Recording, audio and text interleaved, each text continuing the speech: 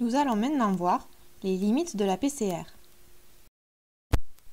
En théorie, à chaque nouveau cycle de PCR, chaque brin présent donne naissance à un nouveau brin. On a donc une augmentation du nombre de molécules d'ADN qui suit la formule suivante. Grand N est égal à N0 multiplié par 2 exposant N, avec grand N le nombre de copies, N0 le nombre de copies introduites et petit n le nombre de cycles.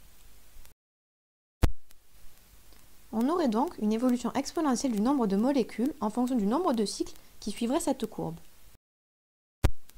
En réalité, lorsque l'on trace cette courbe expérimentalement, on observe une phase de plateau, c'est-à-dire un ralentissement de l'augmentation du nombre de molécules.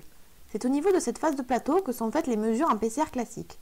Or, à ce moment-là, l'expérience n'est plus reproductible. La formule devient inutilisable et il est impossible de quantifier le nombre de molécules initialement introduites. Quand on regarde le gel, on voit que la quantité augmente jusqu'à un certain nombre de cycles, ici 15, puis finit par se stabiliser. La phase d'augmentation correspond à la phase exponentielle de la courbe et la stabilisation à la phase de plateau. Cette méthode va alors nous permettre de comparer deux échantillons, ce qui n'est possible qu'en phase exponentielle.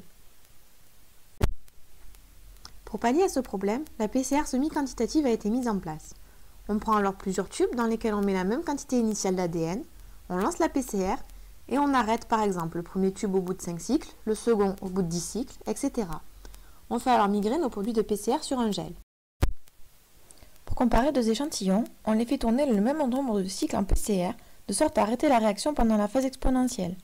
La comparaison des deux bandes de gel va leur permettre de savoir quel échantillon contenait la plus grande quantité de matrice initialement.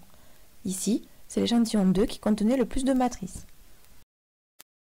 Depuis la PCR semi-quantitative, les chercheurs ont mis au point une PCR quantitative. C'est la PCR en temps réel. Cette dernière nécessite un appareillage particulier et l'utilisation de molécules émettrices de fluorescence. Created using Powtoon.